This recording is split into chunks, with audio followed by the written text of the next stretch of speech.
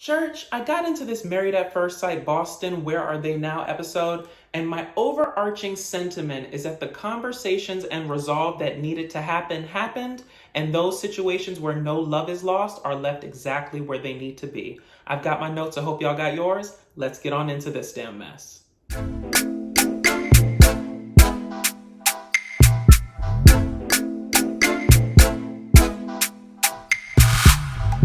All right, y'all, so let's jump right on in. Now, first and foremost, y'all, I am traveling this week, so I apologize for this background. The best way I could serve y'all is this stark white confessional-based background, but we gonna make it do what it do. Now, jumping on into our couples, let's first talk about the people that are going out on new dates. So we find Chris and Olivia in this episode. Now, Olivia came from the Married at First Sight New Orleans season. And what I like about Olivia is that she's calm, cool, and collected. Much like Chris, I think that Olajuwon pretty much hit the nail on the head when he said that Olivia was the female version of Chris, right? So sometimes people who are so similar can get along very well, or they might burn each other to the ground. Time will tell. It's very hard to get a gauge on the longevity of a relationship when these people have only met in person once, although they've been talking for a little bit on the phone and FaceTime and whatnot. But I wish them the absolute best. And I think that in terms of a first foray back into the dating pool, I don't think he could have picked a better match, right? Now, on the topic of matching and dating after the experiment, if your marriage doesn't work out, I'm a bit double-minded on the process, right? On one hand, I understand the benefit of dating somebody that has gone through the experiment, albeit in a different season, because there's a level of, comfort, there's a level of, commonality there in terms of they've been through the same process that you have. But for me, if I had gone through the experiment and it didn't work out, I would try to distance my dating choices as far from the experiment as possible. And that's just me. Y'all drop down in the comments and let me know what you think about that. Would you date somebody from another season if your marriage hadn't worked out, or would you try to date someone exterior to the process? Drop down in the comments and let me know what you think. Now on to Alyssa and Ryan, who I actually had a lot of hope for, right? Because if you let Alyssa tell it, what she wanted was a rough and tough cowboy type dude, right? And from all appearances and from the outside looking in, that appears to be what she has found in Ryan, right? His marriage didn't work out in his season. Of course, we all know that Alyssa, being the best person or the best good person that she could be, didn't work out in her season. So I was like, well, maybe if she's matched, or she matched herself with what she actually wanted, maybe there will be some commonality and some potential there, right? So I was hopeful to begin with, and I thought they were vibing and they were doing well. Now listen, I'm a firm believer in a leopard doesn't change his spots, okay? And if I'm not mistaken, one of the issues from Ryan's season was him being dishonest with his spouse, who I believe was by the name of Brett, just in terms of, he was on these dating apps and he didn't tell her and blah, blah, blah. So it's like this common theme of omitting information, keeping things to yourself. And what we come to find out is that Ryan has been in contact with Lindsey, right? And Lindsey and her big mouth are running around telling people that Ryan is trying to date her. Ryan is saying that that's not the case, but suffice it to say, the issue is not that, Ryan and Lindsey are friends. The issue is that Ryan didn't communicate that to Alyssa, right? So in this case, y'all, I'm just like Jasmina. Alyssa does have the tendency to overreact and blow situations out of proportion, but I truly believe that she was on the right mindset and the right path in terms of what she was saying. I do not have a problem that you are friends with Lindsey. I just wish that you would communicate it to me, because otherwise I'm the person who doesn't know when everybody else knows your situation, right? So listen, that situation crashed and burned. I don't know if that means Mama's not going to be moving to Texas, but we shall see. Maybe she'll find her cowboy eventually. Now on to Mark and Crystal, y'all. So Crystal is actually, I believe she's Steve's friend, and he basically set them up on a date because, she had reached out to him and indicated that she wanted to go out with Mark, okay? I think they had a really nice date.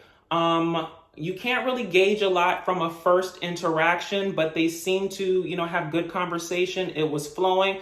She likes cats and she's not allergic to them, so that's good because, he's a cat lover. And I think more than anything with Mark, he just needs to baby step his way back into dating. When you've been through such a traumatic experience, especially with Lindsey, it's going to be hard to open up to someone else. It's going to be hard to trust someone, and it's going to be hard to let that person in, right? So I think that as long as Crystal is patient, she's open, she's forthcoming, I think that will help break down, the walls that Mark has kind of built as a result of his relationship and as the result of, the dissolution of the marriage and how it all went.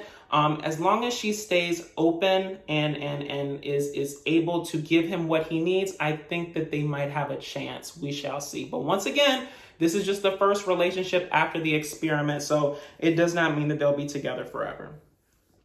Now on to our established couples, y'all. Let's get into Katina and Olajuwon. So they're still together.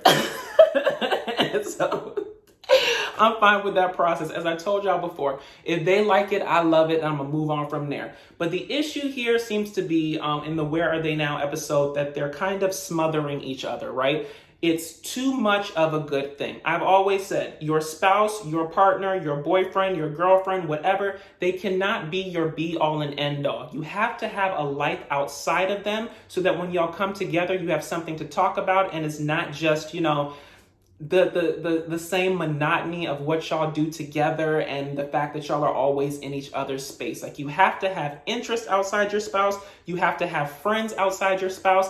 And too much of a good thing ends up resulting in a bad thing. So not a big issue here. They can just solve it, like they said, with having individual nights with their friends and finding different kinds of hobbies and stuff to do outside of their union, so that when they get back together, it's fresh, it's fun, and they don't feel like they're smothering each other. Now on to Jasmina and Michael, y'all. The interesting thing that I found about Jasmina and Michael in this episode is it honestly seems like they've come full circle, right? And not full circle in a good way. And let me explain. So in the beginning of the situation, or the season rather, their big issue was communication, right? Nobody wanted to relent on their position. I'm right. We can't communicate. We can't find a compromise, right?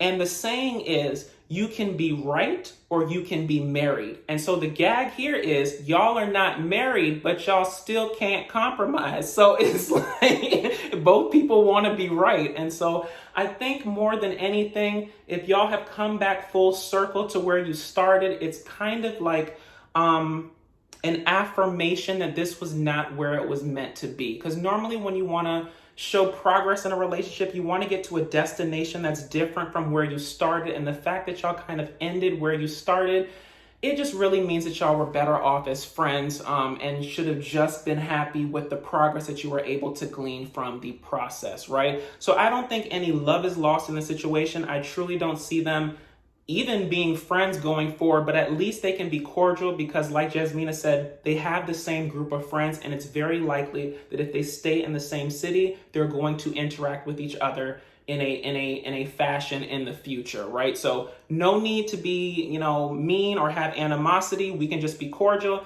and if it didn't work out, it didn't work out, and communication was really the death of that relationship. Now on to Noi and Steve, y'all.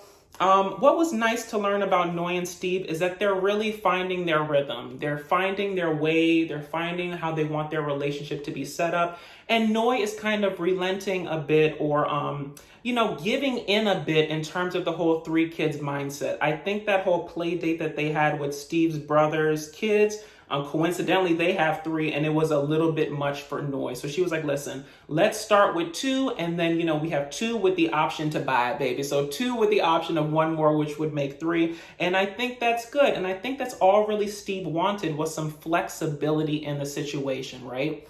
Now, in terms of the whole lease thing and living together, as I said before in a prior review, I said, they each need to give each other grace, right? And so I didn't really have a problem. They weren't living together, 100% of the time. And we come to find out that Noi's lease still has 6 months on it. Now, if we're going to talk real, let's talk 100% real. A lease is not that hard to break, okay? You put in your notice, you pay the fee, you break the lease. So the fact that she's hemming and hawing about breaking the lease is because the reservations are not about the lease itself. It's about what the move in with Steve represents, right? So she still has a bit of reservations there. I'm just glad that Steve is staying steadfast in the situation, being the great guy that he's always been. And he seems to be, chipping down at those kind of, barriers that Noi has put in place to keep her independence up 100%, right? So I think in time they'll get to where they need to be. By the end of the episode, she was saying that she was gonna potentially move in with him in 3 months. So listen, baby steps are paramount in this situation. And once Noi feels comfortable, I think Steve will get exactly what he wants. Now on to the Mark and Lindsey divorce scene, y'all. I'm gonna try to pick my words as carefully as I can. But to me, the whole scene reeked of pageantry, right? And the reason I say that is this. I didn't understand the whole having to, get dressed up, come down to the lawyer's office, sit at the damn conference table. You have your lawyer, I have my lawyer. We're hashing it out across the table. It just seemed like pageantry, right? And you cannot tell me that after 14 seasons of Married at First Sight, those marriage contracts are not as ironclad as they need to be, right? It should just require a simple signature at the end to dissolve it. There is no property being split. Y'all don't have any damn children, okay? There's no sort of, financial compensation settlement. It should just be a simple signature, right? So the fact that it seemed to be this whole drawn out process and Lindsey showing up in this dead animal or dead imitation animal that was not given what it needed to give, it was just a bit much for me, right? But that aside, I'm glad that Lindsey seems to be in a much better place in that she can deliver and she can give apologies that seem genuine, right? Like there was nobody in this situation that was goading her into an apology, nobody that was trying to pull it out of her, and it came out in a very genuine way, and I think Mark appreciated it, right? So I think that there's no love lost in the situation. But we don't need to end as enemies, right? Mark wishes the best for Lindsey in the future. Lindsey is living her best life in California and wishes the best for Mark. So I think that more than anything, what this scene actually accomplished is that this can be a good end for the both of them, and it doesn't need to end in an animosity-filled situation, right? And last but not least, y'all, let's talk about this getaway. So in terms of the getaway, I think that all the conversations and all the resolve that needed to happen happened, and the people who didn't need to be talking, they didn't talk, okay? So listen, Lindsey apologized to Steve and Noi. That was a great scene. As I said, Lindsey seems to be in a much better place, which means that her mindset is better. Hurt people. And so when she's good, she's great. When she's bad, she's horrible. And she seems like she's in a much better place, which means that she's able to, look at her behavior and realize her faults in the situation and apologize for them. And I think Steve was really balanced in the situation, right? He said, your words are wonderful. I appreciate the apology, but the best apology to Steve is pretty much changed behavior. And I think that's a very fair statement to make and a very fair place to get if you think about it. Because if he were just to accept her apology as what it was and move on from there, once bitten, twice shy, okay? You're gonna have to show me reliable change in your actions in order for me to feel comfortable with moving forward with you going forward, right? So good for them. Now, in terms of the other resolves that happened, I talked about Jasmina and Michael earlier, so I'm not gonna go on to them. But in terms of Chris and Alyssa's in a better place now. And I think the further those two get away from each other, the more genuine